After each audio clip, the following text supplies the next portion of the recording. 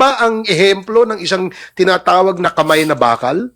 Yung kaliwat kanan, may nakikita kang tumutumba, may namamatay, at sinasabing nanlaban, at sinasabing droga. Kaya okay lang sa inyo kasi mga mayayaman kayo mga bodyguards kayo.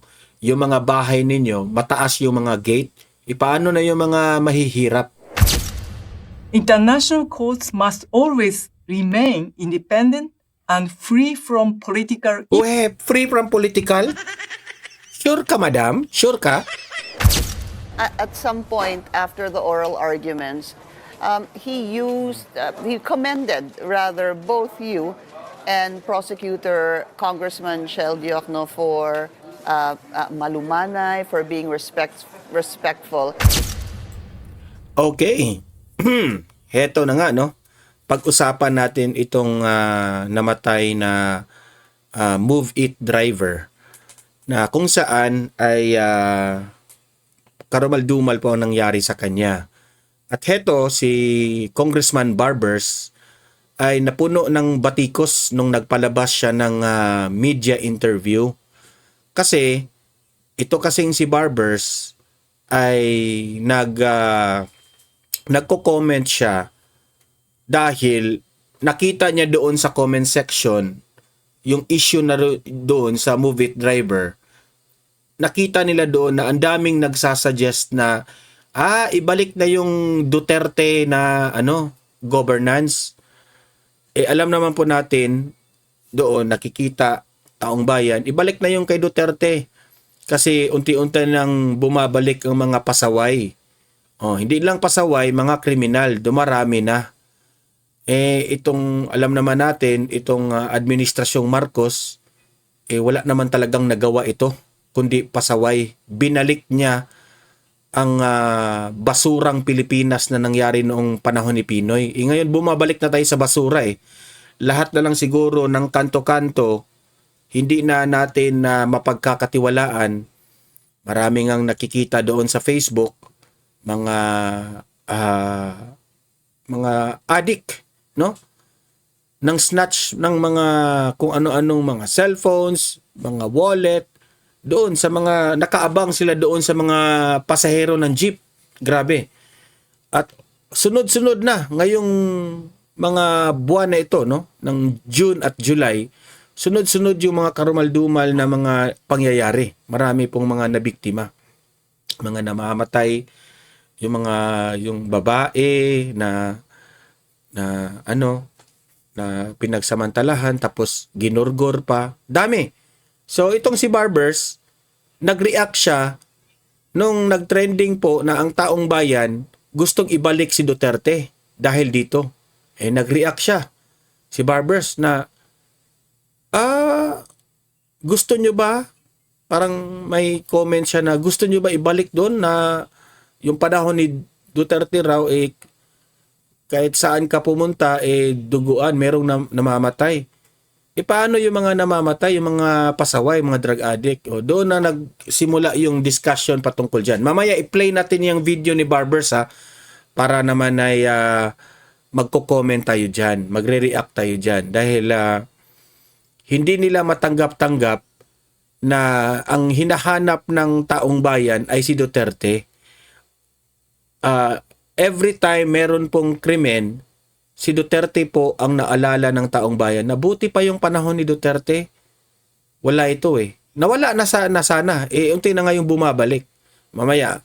At ito, pag-usapan rin natin itong ICC. Naglabas na po ng statement ang ICC sa issue nila patungkol po doon na nagtrending yung itong Amerika, ang administrasyon ni Trump gusto nang buwagin itong ICC. At nung nagtrending po ito, pagkatapos itong si Karim Khan na isang judge ng ICC, ang Netherlands naman, mismo ang Netherlands, pabor at sang-ayon po sila na tanggalin yung judge na yan. Yung manyak na judge. So mamaya pag-usapan natin yan kasi nagsalita na po ang ICC. I-play natin. At last but not the least, pakinggan po natin ang latest ng defense team ni Vice President Inday Sara Duterte. In-interview po itong si Attorney Poa sa Bilyonaryo News Channel. Okay? So yun po ang mga pag-uusapan natin. Wala muna tayong batian. Paki-like muna, paki-share itong video natin para kakalat ito sa taong bayan. At sa mga hindi pa nakasubscribe dito sa Don Mar TV, mag-subscribe na po kayo kasi libre lang po ang mag-subscribe sa YouTube. Walang bayad yan. Okay? At kapag kayo'y nakasubscribe, updated pa kayo sa ating mga maiinit na balita at mga trending na mga breaking news. Okay? Ito. Panoorin natin. Unahin muna natin itong sinabi ni Barbers na sobrang daming kapalpakan po itong sinabi niya. Ito, play natin. Una, kinalulungkot natin ang nangyari doon sa ating rider, no? At tayo po ay nakikiramay sa kanyang pamilya. Pangalawa, itong pangyayaring ito na sinasabi nga ay trip-trip lang, of course, kinukundina natin yan, no? Hindi naman ito dapat mangyari, no? Pero gaya ng sinabi mo, Red, na ito ay repeat offender. Ang ibig sabihin lang nito, itong taong ito talagang may criminal na tendency. At hindi dahil sa administrasyon ni Juan, ni Pedro, ang dahilan kung bakit siya nanaksak. Siya ay repeat offender, siya ay isang kriminal at dapat siya ay pinaparusahan sa ilalim ng ating batas. Unang-una, Barbers, hindi sana mangyari yan kapag si Duterte ang presidente. Kasi natatakot eh. Diba? Remember? Kung maalala ninyo, maanghang yung mga salita ni Duterte. Even nagsalita lang si Duterte, natatakot na.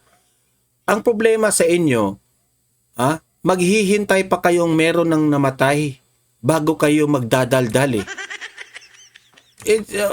Huwag na tayong magbulahan. Ayaw nyo lang talaga ang mga Duterte. Diba? Masarap yung panahon ni former President Duterte. Ni isa-isa yung mga pasaway. Wala kaming pakialam kung sila po ay magurgur kasi deserve nila yan. Kesa magurgur itong mga inosenteng tao. Di ba? So kayo lang, mainit sa inyo kapag marinig ninyo ang pangalang Duterte kasi kayo rin, may issue rin kayo.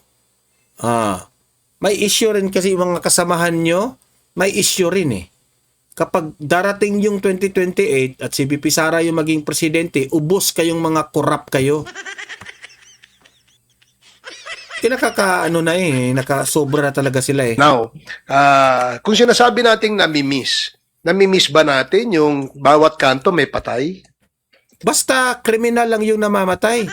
Okay sa amin ng taong bayan yan.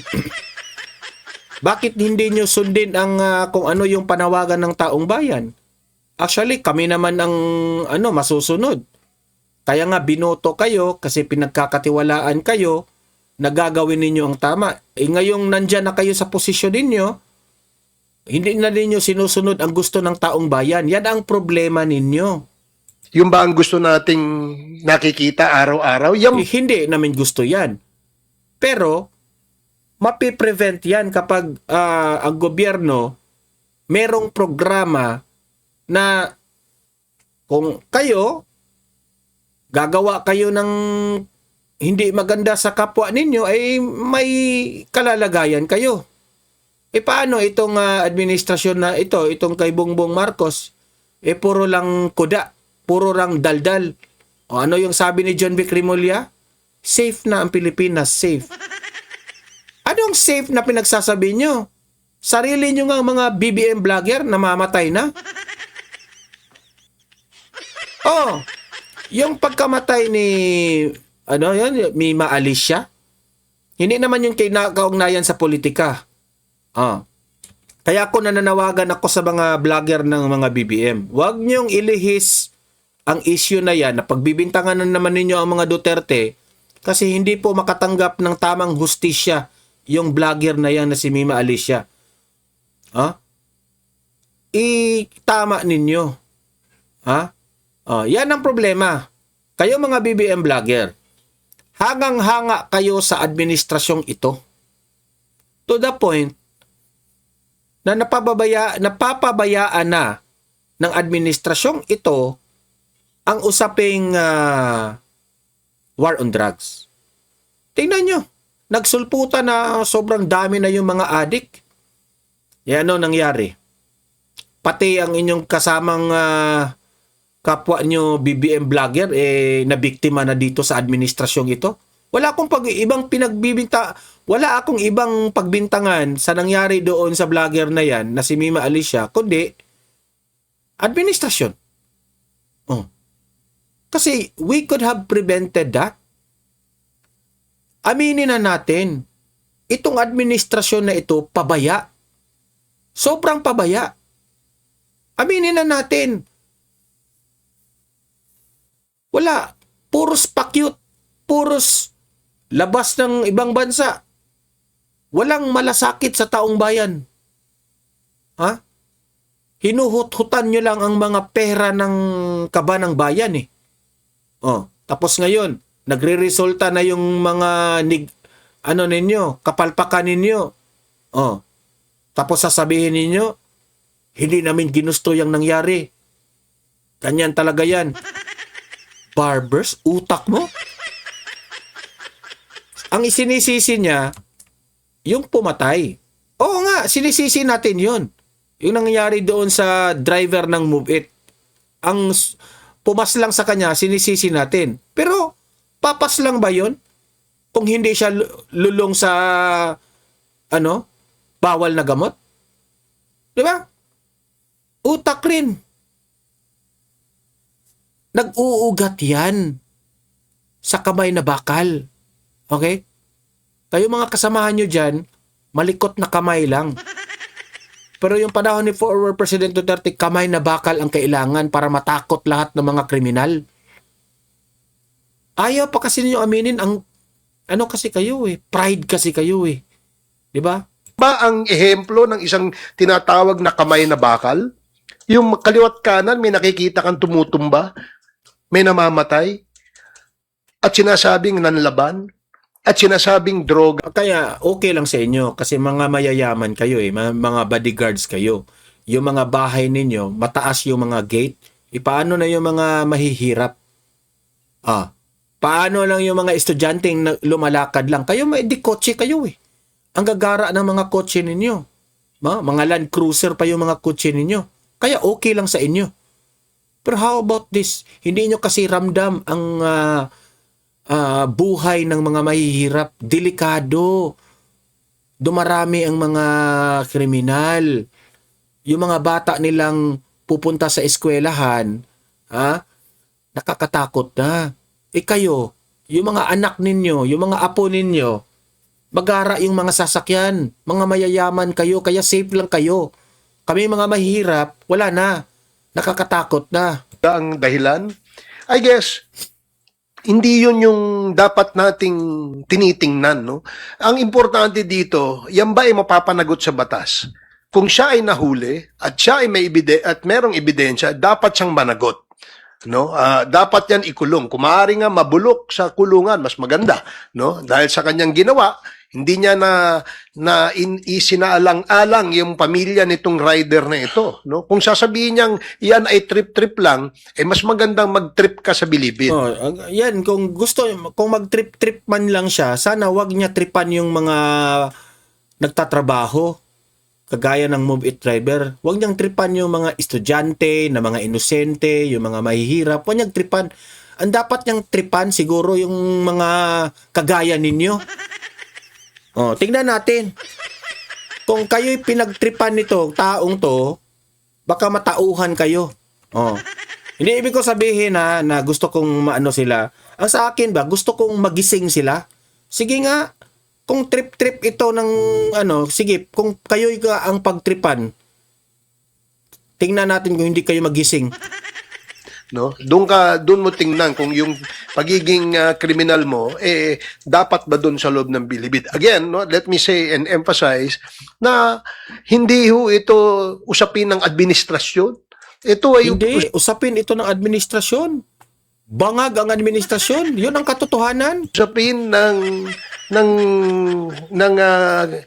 tendency nitong taong ito na maging na isang kriminal, no? So, 'yun ang sagot ko dun sa tanong mo. Nahirapan lang ako Isa pa ito? Isa pa ito? intindihin yung return to a Duterte style governance, no? Kasi Kasi kung i-return ang Duterte style of governance, tanggal ka na naman. Natanggal ito eh. Tinanggal ito ni Duterte kasi isa rin itong kupal eh. do we actually mean by that? A return of extrajudicial killings? Yun po ba? Parang that is something that is unacceptable kasi the question on extrajudicial killings is still being litigated at The Hague today. Hindi ba? At okay siguro yun as a Facebook post no, na parang ubusin lahat yan. Pero we will go back to the most basic point. If it comes to your doorstep, inosente yung kapatid mo, asawa mo, mahal mo sa buhay, subjected to Hindi, pinopolitika lang ninyo at that time. Yun ang totoo ka to, especially itong mga dilawan. Sila ang nagsabi niyan eh. extrajudicial killings. We just have to go back to Kian de los Santos. Hindi ba? Yung santo ninyo. Kian de los Santos na naman. Sige nga, pumunta ka doon sa bahay nila Kian de los Santos. Magtanong ka doon sa mga kapitbahay niya. Magtanong kayo kung anong background ni Kian de los Santos. Sige nga. Magtanong Is kayo. that the governance that we actually want?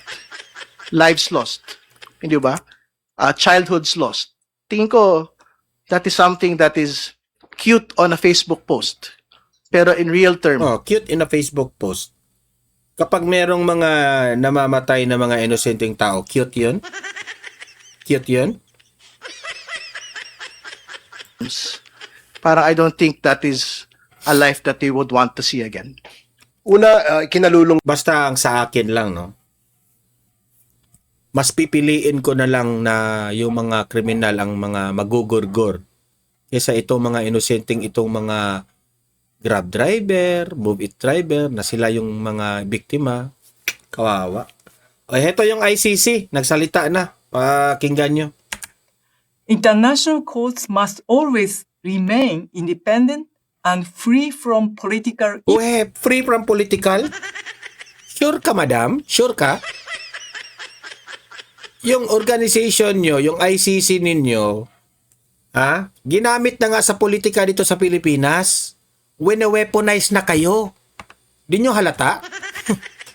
Tapos sasabihin ninyo, ang ICC is an independent and free from political. Utot nyo talaga. influence Huwag kami. and coercion. This guarantees their impartiality and ensure Tama lang, nabubuwagin kayo ni Trump. fair proceedings. Yet, in recent years, international law has come under increasing pressure through both direct attacks and the weakening of the commitment to uphold it. It has never been more important than it is today to defend the international rule of law and to continue the pursuit of justice.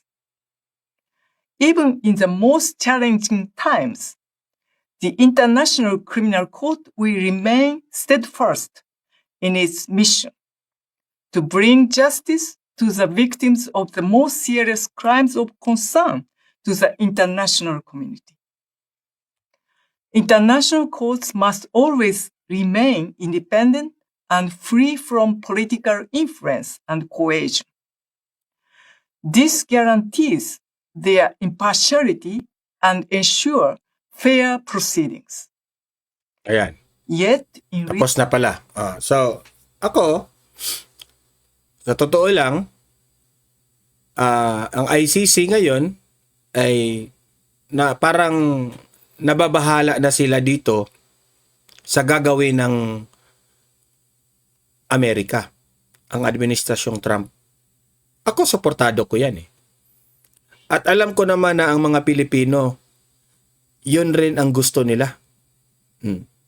Kaya kapag mabubuwag na yung ICC na yan, sana lang, na magising-gising naman ng ibang mga bansa na itong ginagawa nila kay former President Duterte ay masasabi nilang ginamit pala ang ICC, wine-weaponize ng kalaban ni Duterte dito sa Pilipinas. I hope yung ICC na yan mabubuwag na yan. I hope talaga. Maraming matutuwa kapag mabubuwag yung ICC na yan. Ito, panoorin natin itong kay Attorney Powa naman. Update patungkol po sa defense team ni VP Sara at usaping impeachment trial. Ito po, panoorin natin. But the defense argued such requests could become a weapon of a fishing expedition.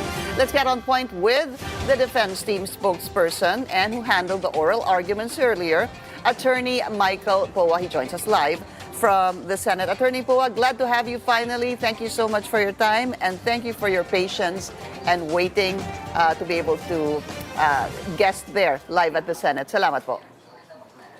Salamat din, Ma'am Pinky, for inviting me. No? It's always a pleasure to talk to you at magandang gabi sa ating mga kababayan. Attorney, so as I mentioned a while ago, nag-shift po yung day 6 of the impeachment trial.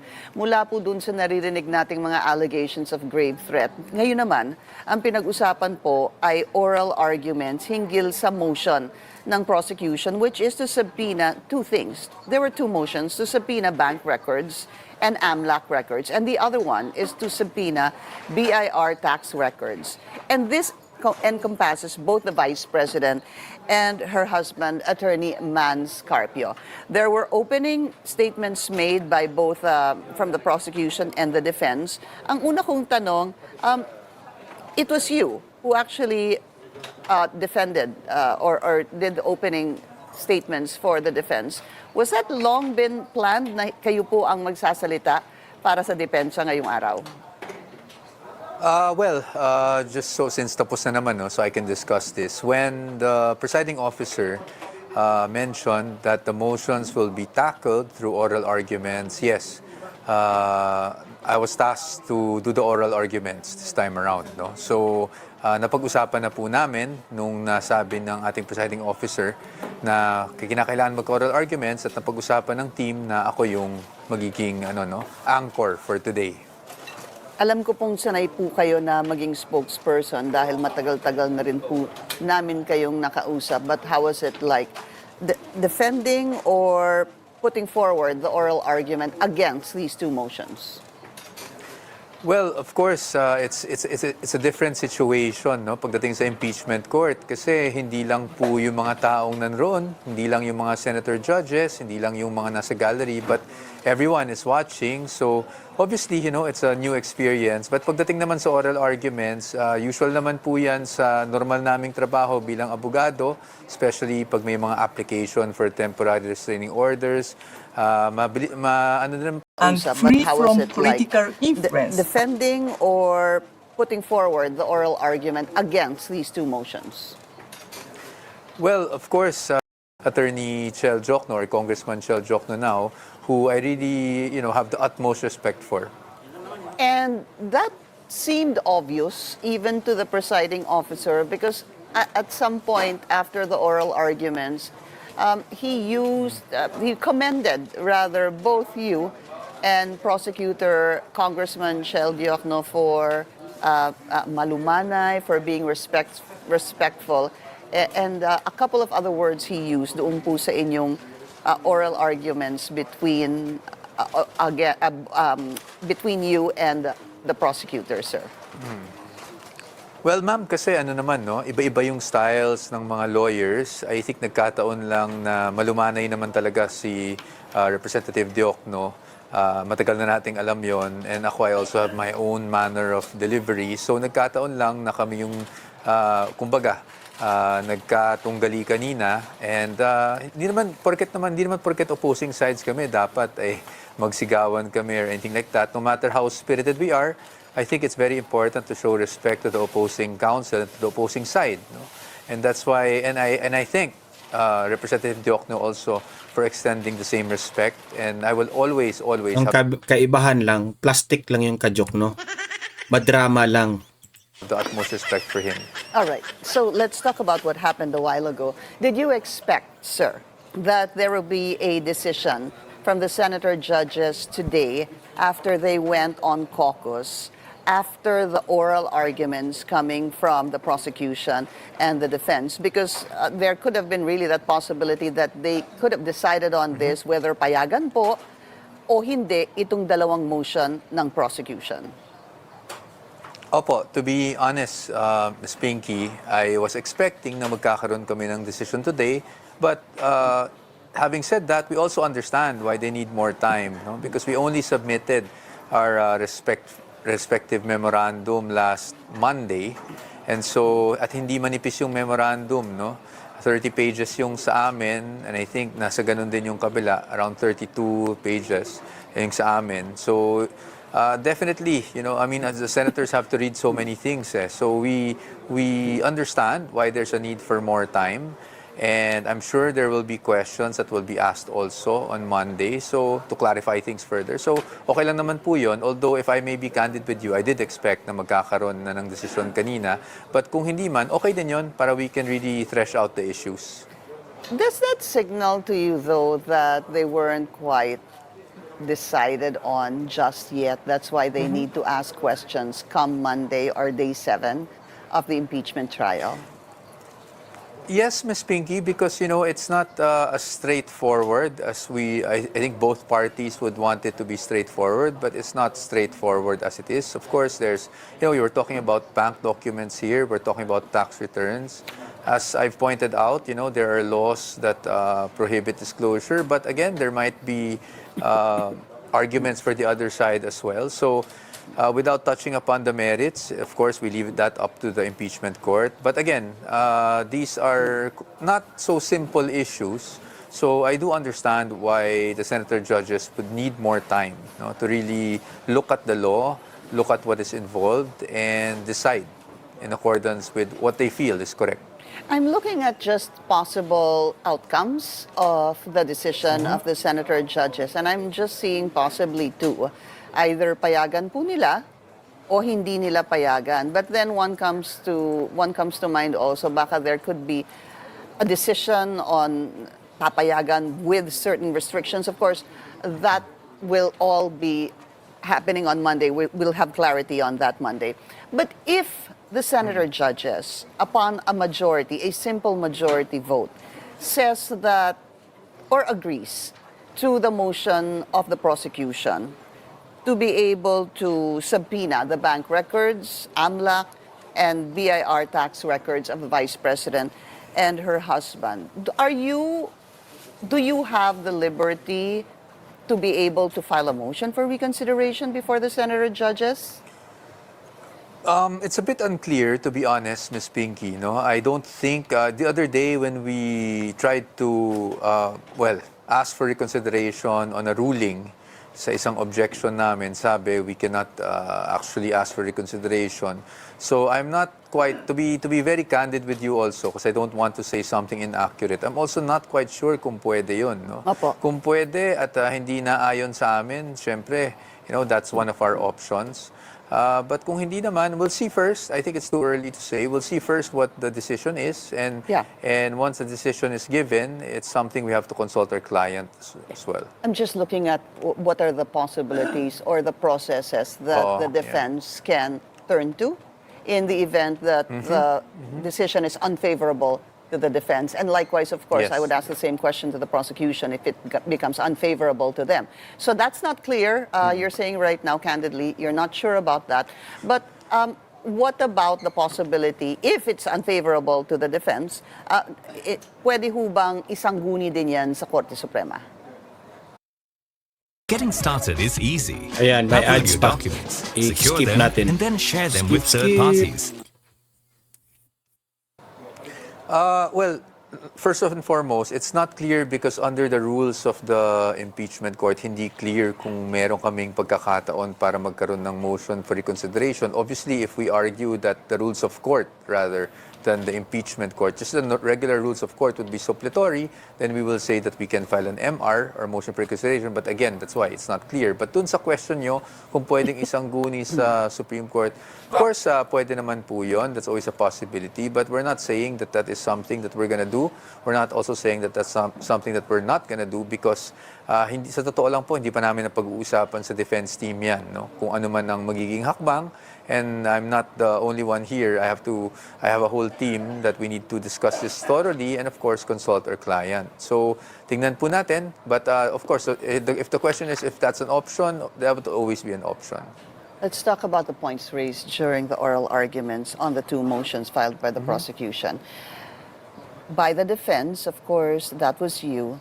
You were basically saying, from what I understand, and please correct me if I'm wrong, attorney, sinasabi niyo po na maaari naman pong magsabina. Pero, sinasabi niyo, ang sabina kailangan may definitiveness at relevance. Would that be correct, sir? Actually, ang sinasabi ko, hindi issue Hindi yung issue ang power, subpoena. Ms. Pinky. Hindi issue na may power ang Senate Impeachment Court na magsabina. Pero ang sinasabi ko dito is we have to be mindful of the requisites of a subpoena, a valid subpoena, bago tayo mag-decide kung talagang magsasubpoena tayo o hindi. That's why ginamit niyo po yung dalawang salita na definitiveness and relevance. Tama po, sir? Yes. Kasi according to the Supreme Court decision, for a subpoena to be valid, it has to be definite, no? Meaning yung mga nakasulat doon na saklaw ng subpoena ng mga dokumento or whatever it is, dapat particularly described. And then the second requisite is relevance. So dapat may direktang kaugnayan dito sa paglilitis na ginagawa. All right. We're going to talk about that a little bit more, but we need to take a very short break. We'll continue our discussion with Attorney Michael Powa when we return. Hike electricity rates. All right. There was also a part, sir, that you were saying that not in the exact words, but you were saying somewhere, somehow, because of what they are asking for, parang something will come out and this becomes a weapon for a fishing expedition. This fishing expedition has come out even during the House Justice Committee hearing. And again, of course, it is coming out now. Again, sir, just, I know, without having to deal with the merits of the case, what exactly do you mean by this, sir? Yeah, sa akin lang, again, we cannot talk about the merits of the case, no? So, ang sa akin lang kasi, ano bang fishing expedition? Ang fishing expedition is you ask for X number of documents without even knowing what exactly it is, no? That from those documents that will help support your case, or if that document is even incriminating, that you can use it against the respondent. At if you now parang have an unlimited search of all of these documents spanning so many years without even knowing if something is incriminating, then that is, to us, the definition of a fishing expedition. But again, that is a statement I made earlier. Now, whether or not the impeachment court would find merit in such an argument, then I will leave it up to the impeachment court. And I also don't want to sway public opinion one way or the other. So, factual lang po. Opo. Attorney, doon po sa points naman raised by Prosecutor Chel Diokno, ang sinasabi niya, napakasimple daw ng issue, pero simple daw yung issue, pero napakabigat nito. And he went on to say na bubuksan ba natin ang pinto ng katotohanan o harangin ito? Hindi confidential ang katotohanan. Would you care to respond to that, sir? Well, I responded to that in the arguments earlier. Accountability is such a big word, but we agree that accountability is really important and that no one is above the law. But as I've mentioned earlier, no one, in the same manner, no one also must fall below or must be outside the ambit of the protections given by law.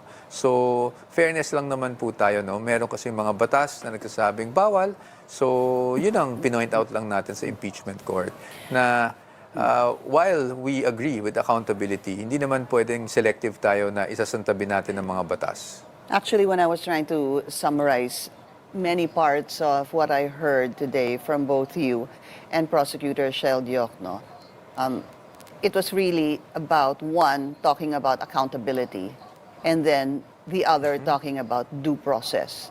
I guess that was how I would have summarized or described both sides arguing for each other. One point that was raised today, and I'm not sure if this will deal into the merits of the case, but nangyari na po kasi ito in the past, and this was brought out today. During the Corona impeachment trial, it appears that these documents were allowed. In other words, documents that pertained to the former Chief Justice, his sal-ins or bank deposits prior to him becoming Chief Justice were allowed by the impeachment court. And if I'm not mistaken, sir, it was Senator Alan Peter Cayetano and even Senator Chis Escudero who agreed on that in the past. If I'm right, sir, my question is this. Does that hold them? Does that mean that their decision in the past should stay consistent with how they should decide on the case of the Vice President? I know that is their decision, but is that a concern for the defense team? Well, for us, that was an issue that was posed earlier, and again, a question here. So I hope you would be patient with me. But ang point lang namin dito is yes, if that happened in the past, that happened in the Corona trial. But there is a Supreme Court decision that came after the Corona trial, and I'm pretty sure the justices were cognizant of whatever happened and transpired in the Corona trial. So then you have those two issues, and that's something that the impeachment court will have to really ponder on and look at. It's going to be very important, no, Attorney Poa, what the decision of the senator judges will be this coming Monday, after, of course, asking clarificatory questions from both the prosecution and the defense, because this is also, again, in the future, this is something that people will look back into. And again, Yes. use hindi ho ba as a basis for whoever gets impeached some other time kung papayagan po ito o hindi. I guess in my mind, I'm just wondering when a senator judge makes a decision in the past, favoring one way or another, kailangan ho kaya meron kayang magiging batayan para magpalit sila ng isip. But of course, again, that should be directed to the senator judges, and we can't really speak to them right now, or at least But during. Ms. Pinky, just to sorry for cutting Please you off. go But ahead, just sir. to clarify, you said that both sides, you were summing it up as accountability on one side and then due process on the other side. I think the way to look at it is that our position on the matter is we also believe in accountability, but accountability must be done within the limits of the law and what the law provides. No? So meaning you can achieve and demand accountability while giving due process. No? Hindi naman siya incompatible. Okay. Rightfully said, sir. So, hindi nyo naman po sinasabi sa madaling salita na hindi kayo sangayon sa accountability. Sangayon kayo sa accountability, pero kailangan within the bounds of law. All right. Thanks for that clarification, Yes. sir. Let's talk about the decision then of the prosecution to dispense with some of their witnesses that will form part of grave threat. Well, ang nangyari po kahapon ay sinabi na nga nila that they don't need to call a hostile witness. It's a hostile witness for the prosecution, Attorney Zuleika Lopez, and then meron pa pong isa si Captain Bello and others that were named a while ago. There were 5 that were supposed to be part of the list of witnesses for grave threats that they will dispense of, except the NBI director. First, sir, what are your thoughts on that? Malaking tulong ho ba yun para mapabilis din po ang paglilitis? I mean, I think we should be very honest, and I've always been very objective and fair when it comes to these matters. We have to give it to the prosecution, no? That obviously must be bilis kasi mababawasan tayo ng witnesses. So, syempre, we can move on to other witnesses, no, in the coming days. As to us, ang impact naman, walang masyadong impact because we've been preparing for all articles. No? So pagdating naman dito, we will just have to shift gears a bit. Of course, mindful that there's still Director Matibag on... Basta sa akin lang, no? Expect tayo matibag Monday. But malaking yun eh. Malaking palatandaan yung nangyari last hearing na binack out nila yung some of the witness. Ibig sabihin, kapag itutuloy nila ang kanilang witness, ay masyadong mahalata sila na itong grave threat na ibinabato nila, masyadong mahina itong kaso nila. Okay? So, yun po ang aking analysis dyan. Kaya guys, mag-like and share this video, no? At mag-comment, mag-react po kayo dito sa mga ibinalita natin, tinalakay natin, at mababasahin natin ang mga opinion ninyo sa comment section. Sa mga hindi pa nakasubscribe, subscribe na po kayo, okay? See you in my next video. Have a great day, have a great night. God bless po sa ating lahat. Mabuhay ang Pilipinas and God save the Philippines. Bye-bye.